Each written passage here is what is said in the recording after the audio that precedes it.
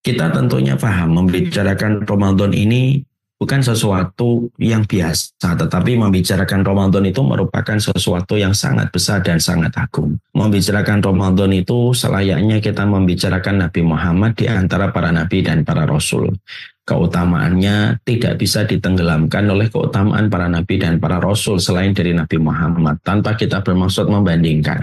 Tapi memang Rasulullah merupakan nabi yang paling utama dan rasul yang paling utama di antara para nabi dan para rasul yang pernah diutus dalam kehidupan manusia. Membicarakan Ramadan itu kayak membicarakan matahari di antara bintang-bintang, yang tentunya bintang-bintang itu selalu tenggelam dengan cahaya matahari ketika sudah bersinar.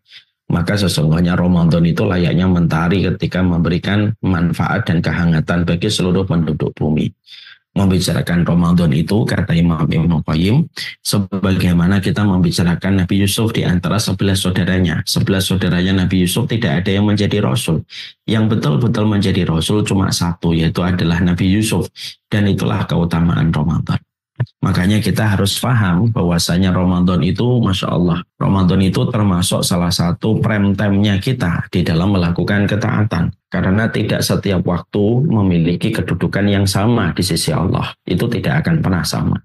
Karena sesungguhnya sebagaimana kalau kita melihat dalam bahasa komunikasi di televisi, kalau kita melihat share rating, kita kalau mau masang iklan di televisi, mau masang iklan di Metro TV, Antv, ataupun TV One, maka kalau kita ingin memasang iklan di televisi, tentunya biaya dan tarif pemasangan iklan itu berbeda-beda, sesuai dengan jam yang kita pilih.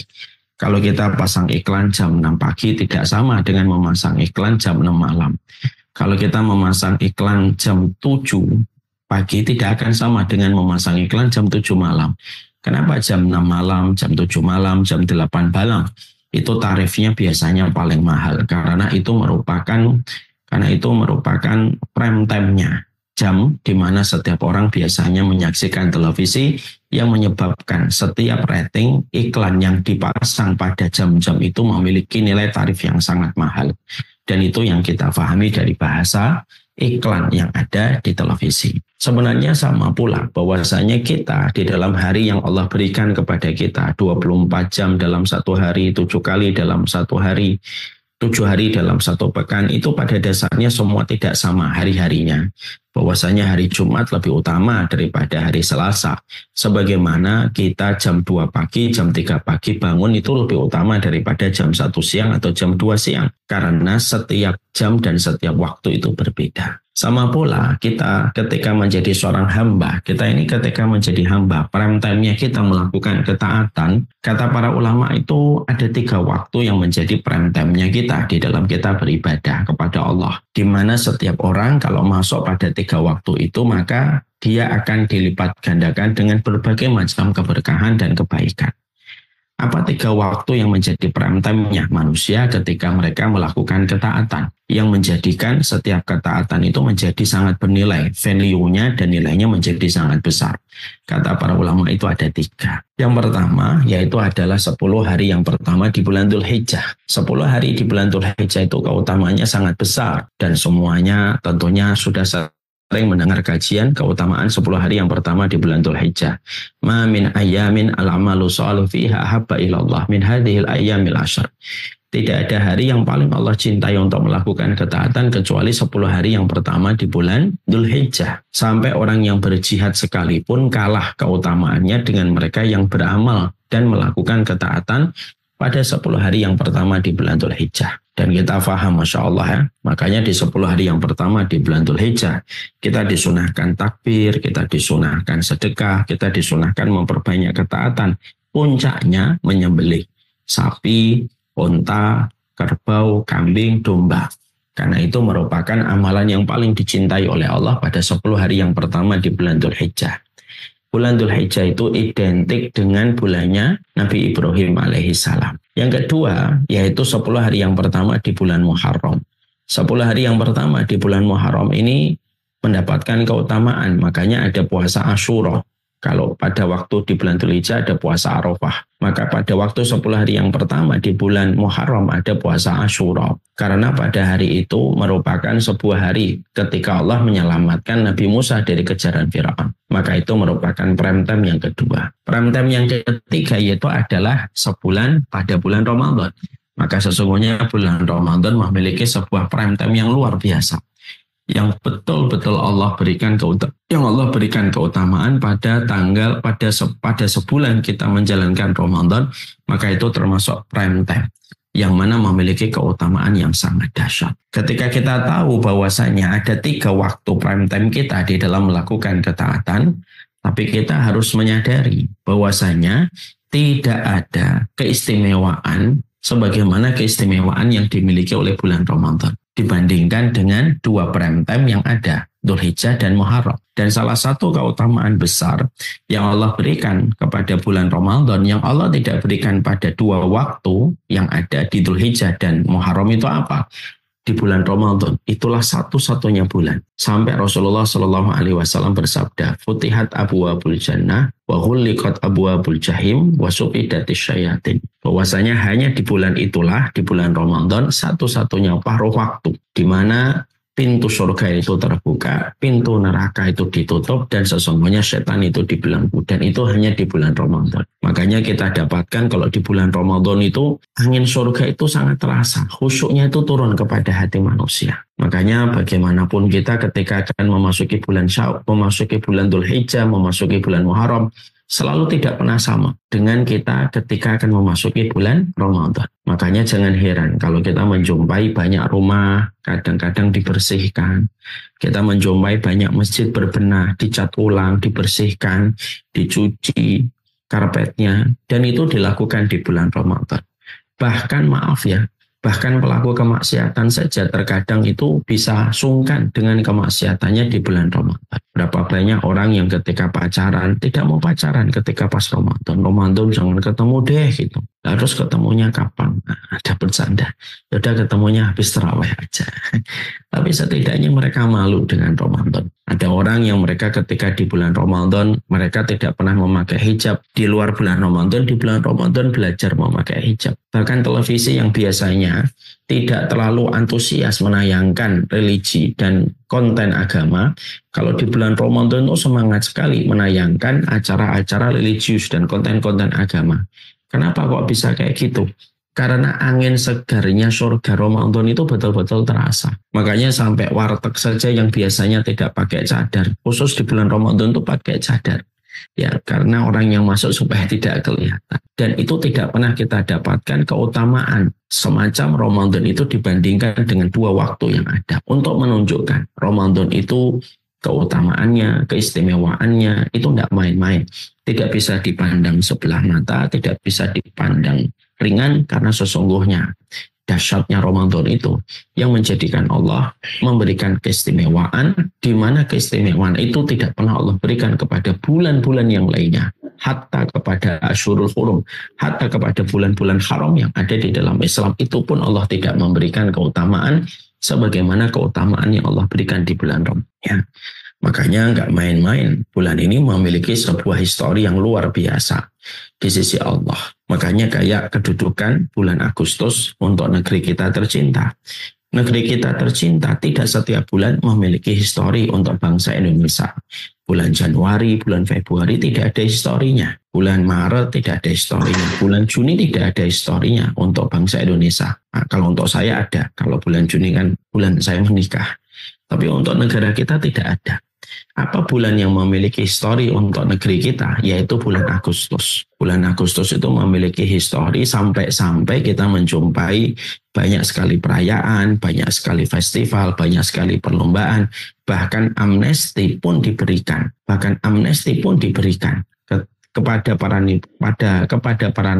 Kepada narapidana, dan itu diberikan di bulan Agustus. Kenapa di bulan Agustus itu diberikan?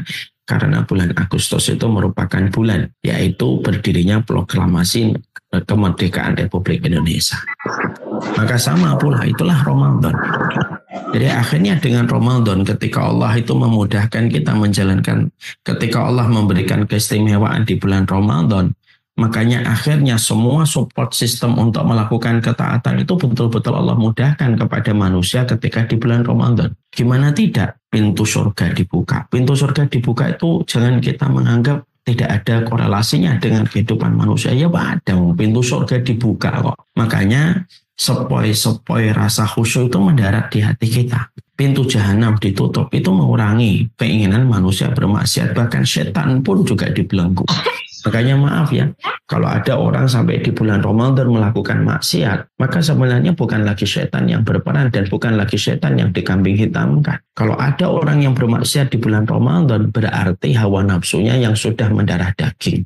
Maka hawa nafsu itulah yang menjadikan dia berbuat dosa, berbuat maksiat ketika di bulan Ramadan. Dan sekali lagi, Ramadan itu sebenarnya adalah indikator kita untuk melihat seberapa besar hawa nafsu yang ada pada diri kita. Karena apa? Kalau ada orang di bulan Ramadan, dia melakukan dosa padahal setan itu dibelenggu, berarti yang mengkondisikan dia tetap berbuat dosa adalah hawa nafsunya yang sudah mendarah daging. Dan itu menjadi sebuah peringatan. Jadi kalau ada orang itu pengen tahu, saya itu hawa nafsunya itu separah apa mengkudeta hati saya. Lihat aja kita nanti di bulan Ramadan.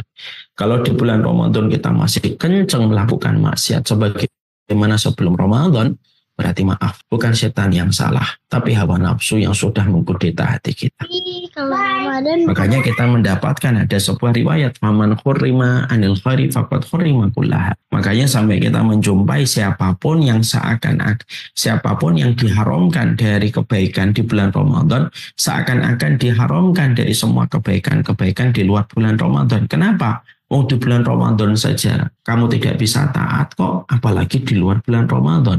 Padahal ketika di bulan Ramadan, semua support system untuk memudahkan ketaatan yang harusnya kamu kerjakan itu kamu dapatkan dan kamu mudah melakukan itu, tapi justru kamu tidak bisa melakukannya. Berarti maaf, seakan-akan orang yang diharamkan dari kebaikan Ramadan, seakan-akan dia diharamkan dari kebaikan-kebaikan itu di luar bulan. Konkretnya begini, kalau ada orang di bulan Ramadan kok dia tidak bisa hatam Al-Quran, seakan-akan di luar bulan Ramadan itu susah dia akan hatam Al-Quran. Kenapa?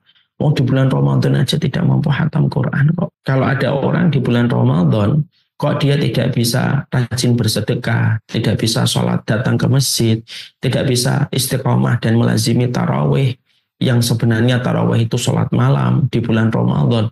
Kalau itu saja tidak bisa dilakukan di dalam bulan Ramadan, terus di bulan mana lagi kamu akan bisa melakukan ketaatan itu? Di bulan Ramadan aja kamu nggak mampu. Di bulan Ramadan aja kamu nggak mampu, apalagi di luar bulan Ramadan. Dan itu menjadi sentilan keras untuk kita, bahwasanya betul-betul Ramadan itu bisa menjadikan kita merenung gitu.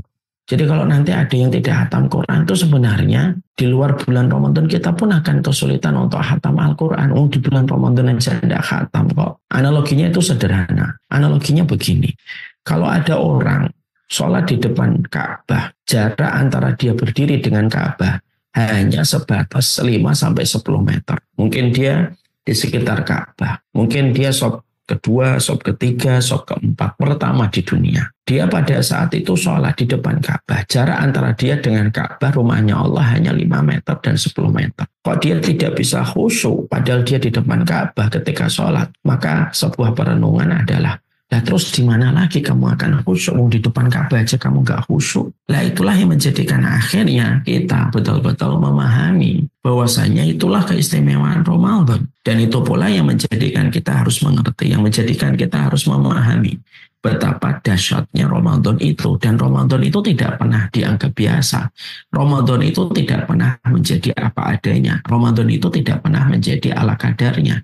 Tapi Ramadan itu betul-betul sangatlah istimewa. Ramadan itu betul-betul sangat istimewa bagi kehidupan setiap orang ketika mereka diberikan kesempatan Ramadan. Maka itulah yang menjadikan akhirnya kita memahami bahwasanya Ramadan tidak pernah sama dengan bulan-bulan yang lainnya. Terutama ketika kita kaitkan dengan hadis bahwasanya Ramadan itu terbukanya pintu surga. Di sisi yang lain kita juga harus paham bahwasanya kalau ada manusia gagal di dalam bulan Ramadan ketika dia tidak mampu memaksimalkan ketaatan dia, tidak mampu memaksimalkan ibadah dia di bulan Ramadan, mereka bukan hanya sekedar gagal. Tapi Ramadan itu kalau sampai kita gagal mendapatkan kebaikan Ramadan, kok sampai amalan kita tidak melewati kerongkongan tenggorokan kita dan sampai amalan kita tidak dicatat oleh malaikat raqib, hati-hati. Kita bukan hanya sekedar mendapatkan dahaga dan mendapatkan lapar. Tapi kalau sampai ada orang kok dia gagal mendapatkan kebaikan Ramadan, maka pada saat itu langsung siapapun yang dia gagal di bulan Ramadan, bukan hanya dia gagal mendapatkan pahala, tapi siapapun mereka yang gagal di bulan Ramadan, maka pada dasarnya dia menjadi celaka di hadapan Allah. Dan celaka di hadapan Allah itu mengerikan. Celaka di mata manusia itu masih bisa diperbaiki, ya. Celaka di depan manusia masih bisa direvisi dan dievaluasi. Tapi kalau celaka di hadapan Allah itu kan mengerikan. Dan sesungguhnya salah satu di antara parameter kecelakaan manusia di hadapan Allah, salah satunya kaitannya dengan bulan Ramadan. Dan itu yang paling mengerikan. Karena celaka di hadapan sang raja yang menguasai alam semesta. Celakanya manusia di satu kerajaan, dia bisa pindah ke kerajaan yang lain. Celakanya manusia pada satu masyarakat, dia bisa pindah ke masyarakat yang lain. Tapi kalau celaka di hadapan raja yang menguasai alam semesta, kemana kita akan berlari? Kalau sudah celaka di hadapan. Makanya mari kita merenungkan. Ada sebuah riwayat. Riwayat ini dikatakan adalah Nabi ketika jalan masuk Masjid Nabawi, tiba-tiba Nabi itu mengucapkan kata amin, amin, amin, amin. Lah para sahabat yang saat itu mendengar kata amin diucapkan berulang-ulang oleh baginda Nabi, maka para sahabat itu jadi bingung gitu. Loh, ini Rasulullah mengaminkan doanya siapa? Kok sampai Rasulullah mengatakan amin, amin, amin sampai 3 kali? Jadi yang diaminkan ini doanya siapa? Maka mereka memberanikan diri untuk tanya kepada Rasulullah, yang kau aminkan siapa ya Rasulullah? Maka pada saat itu dijawab sama Rasulullah, yang aku aminkan doanya malaikat Jibril. Waduh, kalau yang berdoa malaikat Jibril, yang mengaminkan Rasulullah, berarti siapapun yang masuk pada doanya ini, kelar kita. Berarti tidak main-main. Karena yang berdoa adalah makhluk paling mulia di atas langit, yang mengaminkan adalah makhluk paling mulia di muka bumi. Ini berarti harus kita betul-betul waspadai dan kita perhatikan. Maka para sahabat nanya, loh, apa yang didoakan malaikat Jibril ya Rasulullah? Yang didoakan malaikat Jibril itu ada 3. Rohiman man adroka abawahi indal kibari falam yadkhulil jannah. Celaka sekali kalau ada di antara umatmu wahai Muhammad, mereka mengetahui kesempatan untuk mendapati orang tuanya ketika tua dan renta, entah ibunya atau bapaknya, tapi ketika dia diberikan kesempatan menjumpai orang tuanya ketika tua dan renta, loh kok bisa anaknya tidak bisa masuk surga? Nah itu tuh keterlaluan sekali dan kebangetan sekali. Karena kita harus paham, kalau ada di antara kita, kok orang tua kita renta dan senja, itu berarti Allah sedang memudahkan jalan anak itu menuju kepada pintu tengahnya surga. Makanya kalau sampai ada di antara umatmu, wahai Muhammad, kok diberikan kesempatan emas, kesempatan eksklusif, mendapati orang tuanya ketika tua dan renta, kok bisa anaknya tidak bisa masuk surga? Padahal pada saat itu pintu tengah surga sedang dibuka selebar-lebarnya, berarti maaf, itu termasuk umatmu yang celaka. Dan Nabi pada saat itu langsung mengatakan, amin. Iya, saya setuju. Amin itu celaka kalau ada umatku yang semacam itu. Yang kedua, kata malaikat Jibril, yang aku aminkan, iya kata malaikat Jibril, ada rogiman man dakhala alaihi Ramadan summa insalaha falam yughfar lahu. Yang kedua, wahai Muhammad, kalau ada di antara umatmu diberikan kesempatan memasuki bulan Ramadan, kok sampai dia memasuki bulan Ramadan selama 30 hari, Allah betul-betul membentangkan rahmatnya, Allah membentangkan ampunannya, kok sampai ada di antara umatmu pada saat Allah sedang membentangkan seluas-luasnya ampunan, kok ada di antara umatmu tidak diampuni oleh Allah dosa-dosanya setelah selesainya Ramadan, berarti umatmu itu kebangetan, keterlaluan wahai Muhammad. Dan pada saat itu Nabi tidak menyangkal dan Nabi mengatakan amin, betul itu.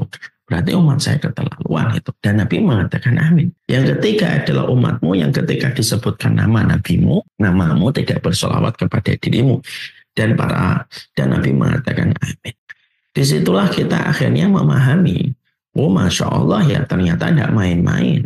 Berarti kita menjumpai bahwasanya kalau ada orang lalu menganggap Ramadan itu apa adanya, menganggap Ramadan itu ala kadarnya, biasa saja, maka sesungguhnya ketika dia biasa saja melewati Ramadan, tidak ada satupun yang dia lakukan istimewa ketika dia kedatangan Ramadan. Berarti kalau dia sampai gagal, bukan hanya mendapatkan haus dan dahaga, tapi yang lebih parah daripada itu, dia menjadi orang yang celaka di hadapan raja yang menguasai alam semesta. Terus kemana kita pergi kalau sang raja yang menguasai alam semesta ini sudah memberikan status dan dan seseorang dinobatkan menjadi orang yang celaka. Nah inilah yang menjadikan kita akhirnya memahami, Masya Allah ya. Kita tentunya harus paham ya, Ramadan itu meminta kepada kita bukan kuantitasnya tapi kualitasnya. Ya. Jadi Ramadan itu selalu mencari kualitas dari orang yang menjalankan Ramadan, bukan mencari kuantitas. Karena kalau kita ditarik pada kuantitas, sebenarnya kita ini secara kuantitas itu sudah luar biasa. Kita ini senior di bulan Ramadan. Saya contohnya 44, ya, saya 44. Kalau saya ditarik bahwasanya saya balik umur 12 tahun, berarti saya sudah menjalankan Ramadan itu 22 kali. 32 kali. Nah, berarti 32 tahun saya menjalankan Ramadan dalam masa saya telah balik. Kalau ditarik pada ke sekolah, kalau ditarik dalam jalur sekolah dan pendidikan, 32 tahun itu, itu lebih daripada profesor. Harusnya kita ini yang sudah di atas 40 ini harusnya disebut dengan profesor Ramadan. Karena apa? Terlalu sering kita menjalankan Ramadan. Tapi maaf, Ramadan itu memang tidak mencari kuantitas, tapi Ramadan itu mencari kualitas. Ya. Maka inilah yang menjadikan akhirnya kita memahami, ini mukadimahnya. Disinilah kita akhirnya mengerti betul bahwasanya Ramadan itu bukan sesuatu yang biasa. Ramadan itu sesuatu yang agung. Karena Rabb yang maha agung dan maha besar itu mengagungkan bulan ini. Dan yang mengagungkan Allah yang maha agung. Ya, tentunya kita harus paham. Kalau ada seseorang yang mengagungkan sesuatu, lihat dulu siapa yang mengagungkan. Kalau yang mengagungkan adalah Zat yang maha agung, berarti apa yang diagungkan itu betul-betul tidak ada debat sama sekali bahwasanya itu perkara yang agung. Dan itulah yang kita dapati di Ramadan. Makanya maaf ya, inilah yang menjadikan kita sekali lagi memahami. Makanya akhirnya kita paham ya, kenapa para sahabat itu kok sampai 6 bulan sebelum datangnya Ramadan mereka sudah mencium baunya Ramadan. Ya karena hati yang sudah jatuh cinta dengan surga, bau apapun yang berbau surga itu langsung sensitif, dia mencium baunya. Itulah para sahabat. Paru-paru keimanan mereka, hati mereka, dan jantung keimanan mereka itu sudah kangen berat dengan surga. Sehingga ketika mereka mencium Ramadan, mereka tahu tidak ada bulan yang paling wangi mengeluarkan bau Ramadan, yang mengeluarkan paling wangi bau surga kecuali Ramadan. Makanya sampai 6 bulan sebelum datangnya Ramadan, mereka sudah bersiap-siap, mereka sudah berdoa, dan mereka sudah betul-betul di depan mata pingin sekali Ramadan itu datang dan memberi kesempatan untuk mereka untuk masuk dan menjalani Ramadan. Makanya maaf ya, saya ambilkan sebuah contoh ya, maaf ya, Ramadan itu akan bernilai di depan, akan bernilai sesuai dengan tingkat hati seseorang. Misalnya, saya punya kacamata misalkan, ada kacamata kuno yang saya dapatkan warisan dari kakek saya. Ternyata punya histori ini, ternyata bahwasanya kacamata ini pernah begini dan begitu. Lalu saya memberikan kacamata, lalu bapak saya memberikan kacamata ini kepada saya. Coba tawarkan kacamata ini kepada setiap orang yang kamu jumpai. Kamu akan tahu value-nya kacamata itu berbeda-beda berdasarkan orang yang kamu temui. Ini ilustrasinya. Lalu saya membawa kacamata ini. Saya ketemu laki-laki di depan pasar. Saya tawarkan, Pak mau kacamata ini enggak? Bapak itu melihat kacamata ini, kacamata apaan sih? Enggak mau. Ya kalau mau saya tukar sama gorengan satu tuh. Bagi laki-laki di depan pasar hanya menghargai kacamata ini sebanding dengan bakwan. Ya. Dia jalan lagi. Lalu menemukan tukang loak. Lalu tukang loak ketika melihat kacamata, saya tawarkan, Pak mau kacamata ini enggak? Tukang loak ini hanya melihat gagang besinya saja. Udahlah saya hargai 10.000. Kita lari lagi, kita menemukan orang servis kacamata. Orang servis kacamata cuma mengatakan ini kacamata kuno nih. Ya udahlah 50.000. Saya jalan sampai ketemu kolektor barang antik. Ketika saya temui kolektor barang antik, saya tawarkan, Pak ini kacamata. Dilihat sama kacamata ini, dilihat tahunnya, dicek itu di tulisan triannya, dokumentasi yang dia punya. Ketika dia tahu bahwasanya kacamata ini punya histori yang luar biasa, kolektor kacamata, kolektor barang antik itu akan menghargai, saya hargai 100 juta kacamata ini. Kenapa kok beda? Karena value itu akan berbeda berdasarkan siapa yang menilai barang yang kita tawarkan. Sama, kalau ada orang mendapatkan kesempatan Ramadan tapi hatinya tidak jatuh cinta kepada surga, ya Ramadan itu ya biasa. Besok Ramadan ya, oh nggak tahu saya kalau besok Ramadan. Nanti malam terawih dong. Komentarnya datar sekali. Bahkan ketika Ramadan itu pun tinggal besok pun dia nggak sadar. Ada yang parah lagi, kadang-kadang Ramadan malamnya kok macet ya. Lalu dia WA gitu. Tumben malam ini macet. Loh, kamu nggak tahu ya ini hari pertama orang tarawih. Besok Ramadan dong.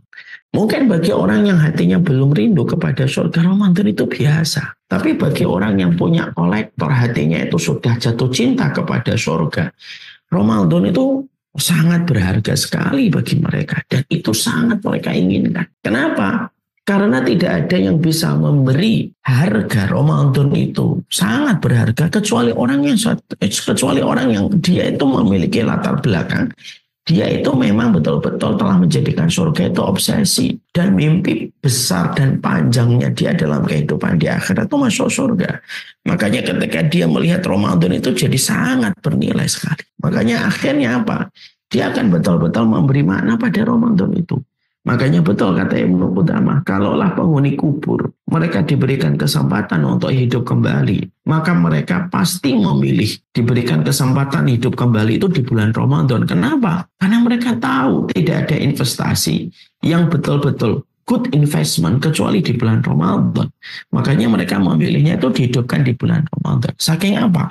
Saking betul, saking begitu bernilainya Ramadan. Jadi disinilah kita akhirnya harus paham. Kita harus mengerti betul bahwasanya ini menjadikan kita sedikit merenung betul. Bahwasanya Ramadan ini betul-betul luar biasa pada kehidupan kita. Ya. Jadi Ramadan ini harus betul-betul kita hargai. Karena nilainya sangat luar biasa. Nilainya itu luar biasa, besar pada kehidupan kita. Jangan dipandang sebelah mata Ramadan itu. Ya. Dan sekali lagi Ramadan itu akan kembali kepada value kita ketika kita melihat surga. Sehingga disitulah yang menjadikan kita akhirnya betul-betul memahami Ramadan itu bernilai bagi siapapun yang telah jatuh cinta kepada surga. Ya, maka kita pada kesempatan ini, saya tidak membahas panjang karena pembahasan Ramadan ini cukup panjang, tapi saya cukup membahas mungkin 1 dan 2. Yaitu yang pertama, setelah kita mengetahui bagaimana Ramadan itu, kita bergeser. Sekarang kita membicarakan tentang apa sih yang kita harus mengerti? Setidaknya 2. Kita harus mengerti hikmahnya Ramadan untuk kita. Dan yang kedua kita harus mengerti. Yaitu adalah keutamaan Ramadan itu apa supaya kita bisa memberikan penghargaan dan apresiasi terhadap Ramadan kita. Nah kita bicara dulu. Yang pertama. Nah, kita harus paham bahwasanya kita kalau sudah membicarakan Ramadan, maka pertama kali yang harus selalu kita sadari itu apa? Kita ini harus memahami hikmahnya. Kenapa Allah itu sampai nanti memberikan kesempatan Ramadan untuk kita. Ini penting. Karena siapapun yang mampu mengambil hikmah dalam setiap peristiwa dan lintas kejadian pada kehidupan adalah orang yang nanti mampu menghargai setiap proses kehidupannya dan menghargai setiap proses tahapan dalam kehidupannya. Mengambil hikmah itu penting karena Ramadan bukan hanya sekedar fikih, ya. Tapi Ramadan itu ada sebuah hikmah. Kenapa kita misalkan tahun ini diberikan kesempatan Ramadan? Amin. Kenapa kita nanti diberikan kesempatan Ramadan? Itu penting untuk kita kefahami. Hikmahnya apa? Kenapa setiap peristiwa itu pasti ada hikmah? Contoh, kita misalkan pernah bertanya tidak, kenapa pas COVID ada banyak orang yang lebih tua, pola hidupnya tidak terlalu sehat, tapi selamat dari COVID. Contohnya kayak saya. Tapi ada orang yang hidupnya sehat, pola hidupnya dan makannya sehat, dan pola bahwasanya dia masih muda, tapi ketika melewati COVID dia meninggal dunia. Bisa jadi hikmahnya itu harus kita temukan. Oh, mungkin orang yang meninggal ketika COVID karena dia rajin minta husnul khotimah, Allah berikan kepadanya COVID, wabah, dia diwafatkan dengan COVID itu, lalu akhirnya supaya dia mendapatkan kematian husnul khotimah. Bisa jadi kita, kalau ada orang yang diselamatkan dari COVID, tetapi kita ketika diselamatkan dari COVID, mungkin hikmahnya adalah supaya kita Mungkin harus pulang hatinya dulu sebelum kita nanti berpulang fisik kita. Kenapa? Mungkin orang yang masih selamat dari COVID itu apa? Allah berikan kesempatan dia untuk tobat dulu sebelum nanti dipanggil oleh Allah. Itu namanya hikmah. Kenapa ada orang, saya pernah melihat satu kasus ya di YouTube gitu. Saya pernah melihat di YouTube. Ada seorang yang ada orang yang diwawancarai di podcast. Ketika diwawancarai di podcast pada saat itu, dia itu mengatakan, saya itu orang yang suka mempermainkan, dulu tuh playboy.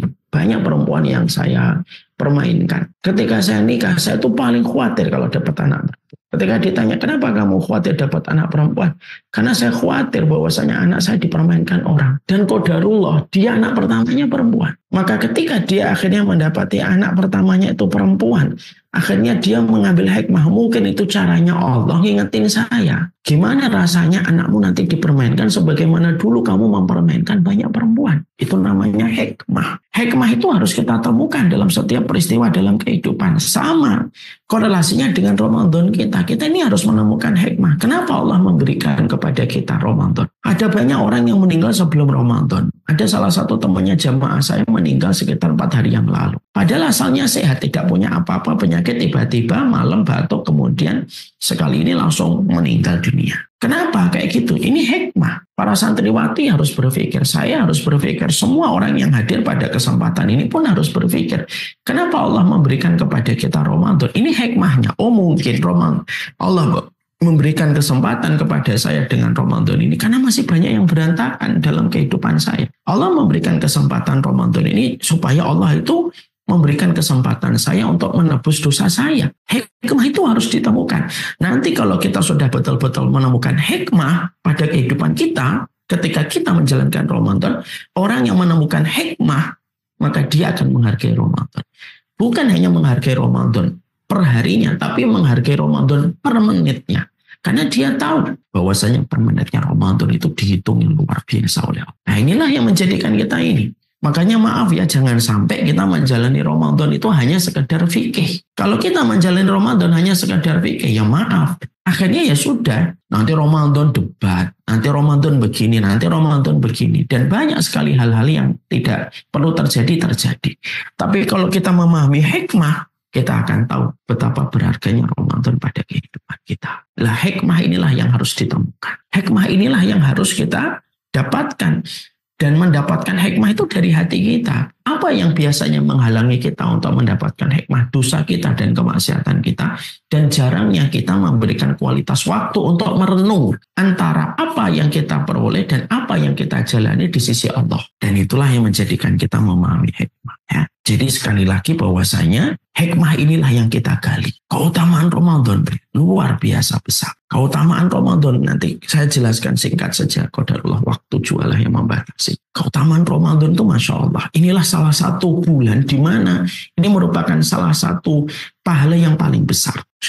Jadi setelah kita memahami hikmah, kenapa nanti Allah memberikan kesempatan Ramadan untuk kita, maka di sisi yang lainnya supaya memperkuat hikmah itu adalah kita juga harus mengetahui keutamaan Ramadan itu semacam apa dan selayak apa. Maka setidaknya ada 3 keutamaan Ramadan yang kita ingin membahas secara singkat dan sederhana. Tapi setidaknya supaya mengingatkan kita, supaya menjadi sebuah reminder kita bahwasanya sekali lagi bahwasanya Ramadan itu bukan hanya siklus tahunan.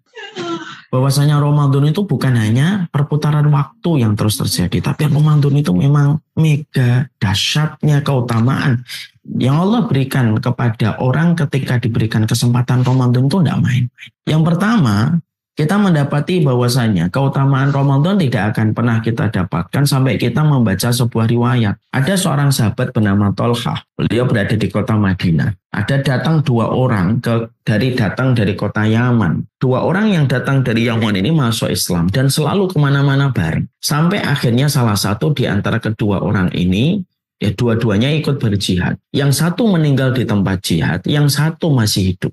1 tahun setelahnya. Baru setelahnya dia sakit lalu dia meninggal dunia. Ketika dua-duanya sudah meninggal dunia, maka Tolha itu menjumpai di dalam mimpi. Di dalam mimpinya itu menjumpai 2 orang ini di depan sebuah tempat yang bernama surga. Yang saking begitu indahnya yang dijumpai Tolha di dalam mimpinya. Yang menarik adalah surga itu selalu ada panggilan.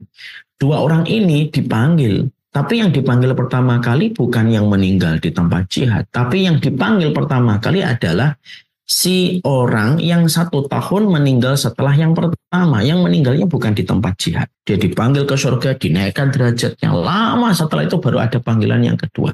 Yang dipanggil yang kedua siapa? Sahabat yang meninggal di peperangan. Ketika Tolha melihat itu kan Tolha bingung, kok bisa? Bukankah yang meninggal di tempat peperangan membela kalimat Allah itu kan mulia? Lalu akhirnya dia bertanya, ya Rasul, dia bertanya kepada setiap orang, tapi tidak ada satupun orang yang bisa menjawab pertanyaan dari Tolha. Sampai terdengar ke telinga Rasulullah, dan ketika terdengar ke telinga Nabi, Nabi menjawab dan berkata kepada Tolha, apa yang kamu bingungkan wahai Tolha? Ya Rasulullah, yang satu meninggal di peperangan, yang satu meninggal 1 tahun setelahnya. Dan itu pun meninggalnya karena sakit. Rasulullah lalu menjawab, bukankah yang meninggal 1 tahun setelahnya mendapati tambahan sholat? Betul. Dan mendapati tambahan 1 Ramadan? Betul ya Rasulullah. Tambahan sholatnya dan tambahan 1 Ramadannya itu sudah membentangkan jarak yang jauh antara yang pertama dengan yang kedua. Coba bayangkan. Ternyata Ramadan itu 1 Ramadan saja itu sudah bisa membentangkan jarak derajat yang sangat jauh dengan orang yang tidak mendapatkan tambahan Ramadan. Ketika Ramadannya diterima, berarti tidak main-main dong keutamaan. Iya, nggak main-main itu. Itu baru 1 kali Ramadan kalau betul-betul kita serius dan maksimal. Apalagi kalau sampai berkali-kali Ramadan kita betul-betul maksimal dan berkualitas. 1 Ramadan saja mengalahkan pahala orang yang berjuang kok. Saking begitu dahsyatnya. Ini yang pertama saya singkatkan. Yang kedua, kata Ibnu Qudamah, bahwasanya Ibnu Qudamah itu berkata, salah satu amal la tuzanu bihil mizan. Ada 3 amal yang apabila ditimbang, hampir timbangan itu jebol. Karena tidak kuat memikulnya. Karena beratnya dan bobotnya pahala dari 3 amal itu. Apa itu? Yang pertama, orang yang sabar. Itu hampir-hampir mizan itu tidak kuat memikul pahala orang yang mereka itu bersabar pada hidupnya. Yang kedua, orang yang memaafkan. Orang yang memaafkan. Itu pahalanya besar sekali.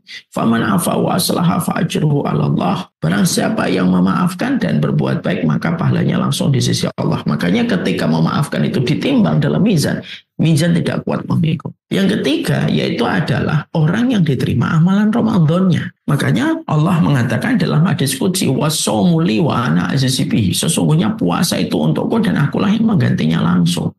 Makanya satu-satunya pahala yang tidak akan dipakai untuk mengganti kezaliman manusia itu pahala Ramadan. Pahala sholat masih ada kemungkinan dipakai untuk mengganti kezaliman yang dilakukan orang yang sholat itu. Pahala haji, pahala sedekah bisa dipakai untuk mengganti kezaliman yang dia lakukan. Tapi pahala Ramadan, saking Allah sayang kepada pahala Ramadan, Allah jaga. Dan itu tidak pernah dijadikan oleh Allah sebagai kafarah dan pengganti amalan kezaliman orang yang berpuasa itu. Saking istimewanya. Makanya hampir-hampir pahala Ramadan itu kalau ditimbang hampir tidak kuat itu mizan untuk memikulnya. Saking beratnya pahala yang dimiliki ketika seseorang itu menjalankan pahala Ramadan kita. Nah inilah yang menjadikan kita semakin ngerti dan semakin paham dahsyatnya Ramadan itu luar biasa. Itu yang kedua. Dan yang ketiga yang terakhir adalah pahala Ramadan itu dahsyatnya betul.